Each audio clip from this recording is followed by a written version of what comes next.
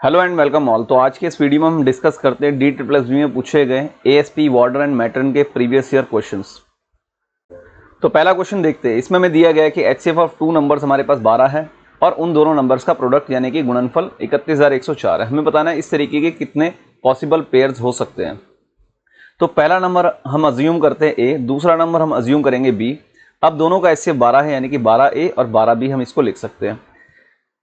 इन दोनों का प्रोडक्ट हमें दिया गया है 31104। अब इस 31104 को एक एक करके हम 12 से और फिर इस वाले 12 से डिवाइड कर देंगे। 12 दूनी 24, बचा 7 के पीछे 1, 12 बजे 60, फिर बचा हमारे पास 11, 11 के पीछे 0, 12 नेम 108, बचा 2, 2 के पीछे 4, 12 दूनी 24, 25 92 हमारे पास ही आ गया। अब इसको हम इससे डिवाइड करेंगे 12 से, यानी कि 12 दूनी 24, 1 बचा 1 के पीछे 9, यानी कि 12 एकम 12, 7 बचा 7 के पीछे 2, 12 6 72। ए बी की वैल्यू हमारे पास आ गई है 216। अब हमने इसके फैक्टर्स लेने हैं 216 के। 216 के हमने वो फैक्टर्स का पेयर लेना है जिनका HCF 1 होगा और उन्हीं फैक्टर्स को हमने काउंट करना है जिनका HCF 1 होगा, वही हमारा आंसर होगा। तो सबसे पहला फैक्टर जिसका HCF आप देख सकते हैं 27 और 8 अगर हम लें तो इनका HCF 1 है, तो सबसे पहला पेयर हम ये ले सकते हैं। दूसरा पेयर हमारे पास ये रहेगा 216 इंटू में 1। इसके अलावा हम जितने भी पेयर्स ले लेंगे, जैसे 72 इंटू में 3 हम ले सकते हैं, 52 इंटू में 4 हम लेंगे, तो इन दोनों केस में इधर हमारे पास HCF 3 आ रहा है और इधर हमारे पास HCF 2 आ रहा है, तो इन दोनों को हम नहीं लेंगे, इन दोनों को काउंट नहीं कर सकते। हमने वही फैक्टर्स काउंट करने हैं जिनका HCF 1 हो, ये ध्यान रखने की बात है। तो इस क्वेश्चन का सही जवाब ऑप्शन ए है। अब देखते हैं क्वेश्चन नंबर 2। इसमें हमें दिया गया कि एक स्टूडेंट को एक नंबर का 3/14 निकालना था, उसने गलती से उस नंबर का 3/4 निकाल दिया, जिसकी वजह से उसका आंसर 150 ज़्यादा आ गया करेक्ट आंसर से। हमें बताना है वो ओरिजिनल नंबर क्या है। तो हम सबसे पहले फ्रैक्शन लिख देंगे 3/14 और फिर हम दूसरी फ्रैक्शन लिख देंगे 3/4। इन दोनों डिनोमिनेटर का हम एलसीएम लेंगे और इससे हम अज्यूम कर लेंगे। हमारे पास 28 आ गया, तो हमने अज्यूम कर लिया कि हमारी तरफ से वो नंबर 28 रहा होगा। अब 28 को उसने करना था 3/14 से मल्टीप्लाई, लेकिन उसने 3/4 से मल्टीप्लाई कर दिया। तो अब हमारे पास रिजल्ट क्या आया होगा, अज्यूम्ड वैल्यू से हमारे पास रिजल्ट क्या आया होगा, इधर रहा होगा 2, इधर रहा होगा 7, यानी कि अज्यूम्ड वैल्यू के हिसाब से 6 आना चाहिए था मल्टीप्लाई होने के बाद आंसर, लेकिन आंसर आया है उसका 21। तो एक्चुअल में बड़ा कितना आ गया 15 यूनिट, जो कि क्वेश्चन की वैल्यू के हिसाब से 150 ज़्यादा है, यानी कि एक यूनिट की वैल्यू हमारे पास यहाँ पर 10 है और इस 10 को हम जो अज्यूम्ड वैल्यू हमारी 28 है, इससे अगर हम मल्टीप्लाई कर दे तो हमारे पास आंसर आ जाएगा। तो इस क्वेश्चन का आंसर है ऑप्शन सी। नेक्स्ट क्वेश्चन देखते हैं। इसमें हमें दिया गया कि एक क्लास में कुछ स्टूडेंट्स हैं, उन्होंने आपस में हैंडशेक्स किया, जिसकी वजह से वहाँ पर टोटल नंबर ऑफ हैंडशेक्स 300 हो गए। हमें बताना है उस क्लास में कुल कितने स्टूडेंट्स हैं। तो यहाँ पर हम एक डायरेक्ट फॉर्मूला यूज़ कर सकते हैं n-1/2। इसकी वैल्यू हमें डायरेक्ट दे दी है 300। अब इस पूरे फॉर्मूला के बारे में हम ब्रीफली डिस्कस करते हैं। तो यहाँ पर n-1/2 ये फॉर्मूला हम कैसे यूज़ करते हैं, हम एक एग्जांपल ले सकते हैं। जैसे IPL में हमारे पास 10 टीम होती है और 10 की 10 टीम जब आपस में मैचेस खेलती हैं, यानी कि जैसे RCB हमारे पास है, RCB बाकी 9 टीमों से मैच खेलेगी, यानी कि 10 इंटू में 9 लिख सकते हैं हम। और क्योंकि एक बार में 2 टीम्स इन्वॉल्व होती हैं, तो इसलिए जब हम इसको कैंसिल करेंगे, इसको सॉल्व करेंगे, हमारे पास आंसर आ जाएगा 45। यानी कि सभी टीमें आपस में जब एक एक मैच खेल लेंगी तो वहां पर टोटल 45 मैचेस आ जाएंगे। ये सेम कंसेप्ट हमें इस क्वेश्चन में दिया गया है। यहाँ पर हमें नंबर ऑफ हैंडशेक्स बता दिया गया है, हमें बताना है वहां पर स्टूडेंट्स कितने हैं। अब अगर हम इसको सॉल्व करते हैं n-1 इक्वल टू, ये हमारा आ गया 600। ये फिर आगे सॉल्व करेंगे n² - n - 600, तो ये राइट साइड हमारे पास 0 हो गया। अब ये हमारे पास बन गई एक क्वाड्रेटिक इक्वेशन। तो इसको हमने एग्जाम में नहीं सॉल्व करना है, इससे पहले वाली इक्वेशन पर ही हमने रुकना है और हिट एंड ट्रायल चेक करना है, यानी कि n की अलग अलग वैल्यू हम यहाँ पर पुट करके चेक करेंगे। यानी कि हमने n 25 अगर यहाँ पर पुट करें, 25 को अगर हम 24 से मल्टीप्लाई करें तो हमारे पास 600 आ जाएगा, जो कि राइट हैंड साइड की वैल्यू को सेटिस्फाई करता है। तो हमारा सही जवाब ऑप्शन ए है। अब देखते हैं क्वेश्चन नंबर 4। इसमें हमें दिया गया है कि एक मंकी एक 60 मीटर के पोल को क्लाइम करता है, जिसमें वो फर्स्ट मिनट में 6 मीटर चढ़ता है और नेक्स्ट मिनट में वो 3 मीटर फिसलता है वापस। तो हमें बताना है कि उसको टॉप पर पहुंचने में कितना टाइम लगेगा। तो सबसे पहले आप देखिए 60 मीटर जो उसको चढ़ना है, उसमें से हम जो सबसे पॉजिटिव वाली, जो सबसे पहली छलांग है, हम उसको माइनस कर देंगे। यानी कि हम इस क्वेश्चन को पहले 54 मीटर के हिसाब से करेंगे। अच्छा, पहले 2 मिनट का हिसाब क्या है, यानी कि फर्स्ट मिनट में और सेकेंड मिनट में वो 6 मीटर चढ़ता है, 6 मीटर चढ़ता है और 3 मीटर फिसल कर वापस नीचे आता है, यानी कि टोटल वो 3 मीटर चढ़ता है 2 मिनट में। अब हमने इस 2 मिनट की वैल्यू जो हमारे पास 3 मीटर है, इस 3 मीटर को हमने पहुंचाना है कहाँ तक, 54 मीटर तक हमने इसको पहुंचाना है। तो हम क्या करेंगे, दोनों साइड 18 से मल्टीप्लाई कर देंगे इसको। अब जैसे ही हमने इसको 18 से मल्टीप्लाई किया तो हमारे पास ये 54 मीटर बन गया और ये हमारे पास 36 मिनट आ गया। ठीक है, अब लास्ट में वो फिर आएगा, उसको अपना 60 मीटर कंप्लीट करने के लिए वो अपनी अगली छलांग लगाएगा फिर से 1 मिनट की, जिसमें वो कवर कर लेता 6 मीटर, और एक बार जब वो ऊपर चढ़ गया तो अब फिसल के वापस नीचे नहीं आएगा। तो इस क्वेश्चन का सही जवाब है 37 मिनट, ऑप्शन बी। अब देखते हैं क्वेश्चन नंबर 4। क्वेश्चन नंबर 4 में हमें दिया गया है 2 की पावर 100 माइनस 1 और 2 की पावर 120 माइनस 1 का हमें HCF निकालना है इस क्वेश्चन में। तो जब इस तरीके की कॉन्फ़िगरेशन में वैल्यू आएगी हमारे पास, जैसे आप देख सकते हैं 2 की पावर a माइनस में 1 और हमारे पास है 2 की पावर b, 2 की पावर b है हमारे पास माइनस में 1 है हमारे पास। अब हमें इन दोनों का HCF निकालना है। तो इसमें हम क्या करेंगे, 2 की पावर HCF ऑफ AB बाहर हम लिख देंगे माइनस में 1 नीचे। ठीक है, तो 2 की पावर HCF ऑफ AB हमारे पास क्या, 100 और 120 का HCF होता है हमारे पास 20 माइनस में 1। तो इस क्वेश्चन का सही जवाब है ऑप्शन ए। अब देखते हैं क्वेश्चन नंबर 6। इसमें हमें दिया गया है कि एक नंबर है हमारे पास जिसको हमने एक डिवाइजर से डिवाइड किया तो हमारे पास रिमाइंडर बचता है 24। अब इसी नंबर के अगर ट्वाइस को हम सेम डिवाइजर से डिवाइड करते हैं तो हमारे पास रिमाइंडर आता है 11। हमें बताना है यहाँ पर डिवाइजर की वैल्यू क्या है। तो हम एक नंबर यानी कि n को अगर हम डिवाइजर से डिवाइड करते हैं तो हमारे पास रिमाइंडर बचता है 24। इसके 2 टाइम्स को यानी कि हम 2n को अगर सेम डिवाइजर से डिवाइड करते हैं तो हमारे पास लास्ट में रिमाइंडर बचता है 11।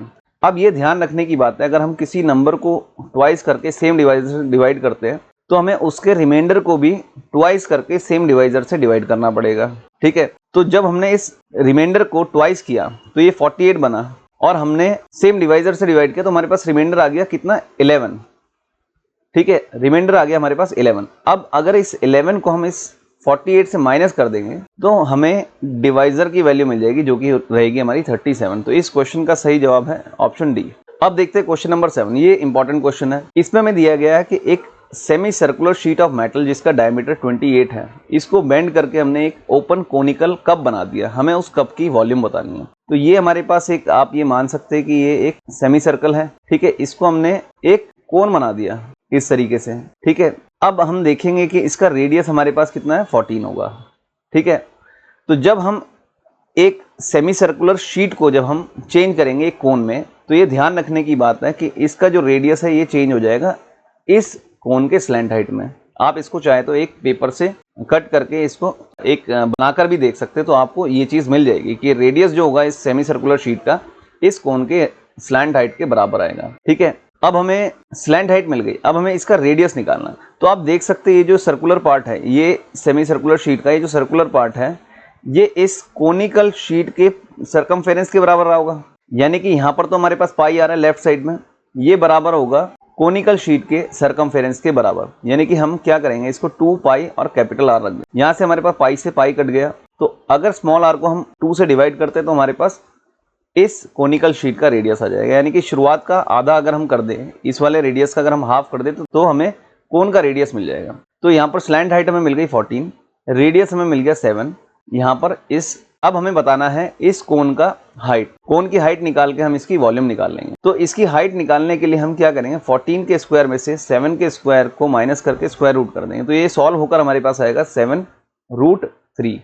तो ये हमारे पास हाइट आ गई यहाँ पर। ठीक है, अब हम फॉर्मूला यूज करेंगे 1/3 22/7 इंटू में आर स्क्वायर यानी कि 7 × 7 हमने लिया इंटू एच यानी कि हमने 7√3 यहाँ लिख दिया। इस 7 से ये कैंसिल आउट हो गया। 7 7 49 इंटू 2 ये होता है हमारा 1078। √3 साथ में है और डिनोमिनेटर में हमारे पास आ गया 3। तो इस क्वेश्चन का सही जवाब है ऑप्शन ए। अब देखते हैं क्वेश्चन नंबर 8। इसमें हमें दिया गया है कि एक नंबर है, जब हमने उसको एक डिवाइजर से डिवाइड किया तो हमारे पास रिमाइंडर बचता है 15। अब उसी नंबर के 3 टाइम्स को जब हमने सेम डिवाइजर से डिवाइड किया तो हमारे पास रिमाइंडर बचता है 7। तो हमें ओरिजिनल नंबर और डिवाइजर के सम निकालना है यहाँ पर। तो हमने क्या करना है, इस क्वेश्चन में 15 का 3 टाइम्स करेंगे हम और उसमें से 7 माइनस कर देते हैं। 15 के 3 टाइम्स में से हम 7 अगर माइनस करते हैं तो हमारे पास ये 15 3 × 45 माइनस में 7 हमारे पास आ गया 38 हमारे पास आ गया, यानी कि हमारे पास डिवाइजर रहा होगा। ठीक है, अब 38 से जब हमने डिवाइड किया किसी नंबर को तो लास्ट में हमारे पास रिमाइंडर क्या बचा था? शुरुआत में हमारे पास रिमाइंडर बचा था 15। अब हमें क्वोशंट की वैल्यू मिनिमम 1 तो रखनी पड़ेगी।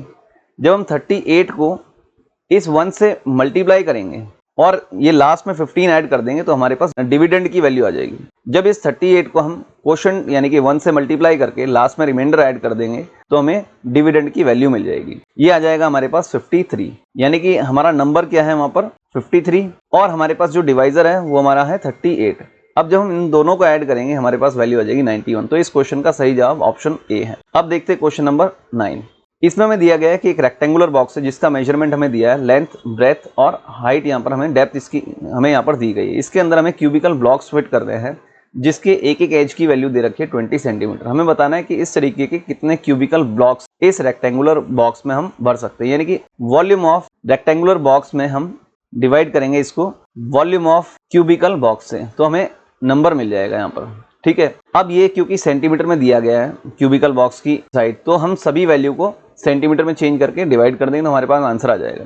अब 1.6 मीटर यानी कि इसको हम चेंज कर सकते हैं 160 सेंटीमीटर में, इनटू में फिर हमारे पास 1 मीटर यानी कि इसको हम 100 लिख देंगे, इनटू में हमारे पास 60 सेंटीमीटर है, इसको ऐसे कैसे लिख देंगे। इसको डिवाइड करेंगे हम लास्ट में 20 इंटू में 20 इंटू में 20 से। 20 ने 60 को डिवाइड किया 3 आया हमारे पास, 20 ने इसको डिवाइड किया हमारे पास 5 आ गया, 20 ने 160 को डिवाइड किया हमारे पास 8 आ गया, 8 5 43 था 120 हमारे पास आंसर आ गया। तो 120 छोटे बॉक्सेस हम उस रेक्टेंगुलर बॉक्स में भर सकते हैं। Question number 10। इस क्वेश्चन में हमें दिया गया है कि एक 9 डिजिट का नंबर जो है हमारे पास ये 72 से कंप्लीटली डिवाइड होता है। तो हमें बताना है कि x और y की वैल्यू क्या है और फिर उसको हम यहाँ पर इस इक्वेशन में पुट करके आंसर निकालेंगे। अगर ये नंबर पूरा 72 से डिवाइड होता है यानी कि 72 के फैक्टर से भी कंप्लीटली डिवाइड होता होगा, यानी कि 8 और 9 से ये कंप्लीटली डिवाइड होगा। अब 8 और 9 ही हमने क्यों लिए? क्योंकि इनका HCF 1 है, इसलिए हमने इनको लिया। तो सबसे पहले अगर ये पूरा नंबर 8 से डिविजिबल है तो यानी कि इसकी लास्ट की 3 डिजिट हम लेंगे यहाँ पर 8, 7 और y। ये पूरी वैल्यू इस 8 से डिवाइड होती होगी कंप्लीटली, यानी कि जब हम इसको 8 से कैंसिल आउट करेंगे यानी कि 10 तक जाएगा 80 आया। अब हमें देखना है कि 7 के पीछे हम क्या नंबर यूज करें ताकि वो 8 से डिवाइड हो जाए, यानी कि 8 9 72 होता है। तो y की वैल्यू हमें यहाँ से मिल गई 2, y हमें यहाँ से मिल गया 2। अब हमें x की वैल्यू निकालनी है। x की वैल्यू कैसे निकलेगी कि हम इन सभी डिजिट्स को ऐड कर देंगे और इन सभी डिजिट्स का सम 9 के टेबल में आना चाहिए। ठीक है, तो 8 और 9 हमारे पास 17 है, 17 प्लस 5 22 आ गया, 22 6 28 और 3 31, 31 8 39 और 7 46 और 2 48 हमारे पास ये आ गया, यानी कि 48 प्लस में x ये होना चाहिए हमारे पास 9n, यानी कि ये पूरी वैल्यू 9n के टेबल में आनी चाहिए। यानी कि अब x की वैल्यू हम क्या पुट कर सकते हैं ताकि ये नंबर 9 के टेबल में आ जाए? x की वैल्यू हम यहाँ पर 6 पुट करेंगे तो ये हमारे पास x की वैल्यू मिल गई हमें 6। ठीक है, अब यहाँ पर हम इस इक्वेशन में x और y की वैल्यू पुट कर देंगे, यानी कि 8 6 48 माइनस में 12, इसका जब हम स्क्वायर रूट करेंगे तो हमारे पास 36 का स्क्वायर रूट सॉल्व होकर 6 आ जाएगा। तो इस क्वेश्चन का सही जवाब ऑप्शन बी है। अगर आपको वीडियो पसंद आए तो जरूर लाइक करें, सब्सक्राइब करें और इसी तरीके के और भी वीडियोस को देखने के लिए मेरे चैनल को जरूर सब्सक्राइब करें। Thank you so much.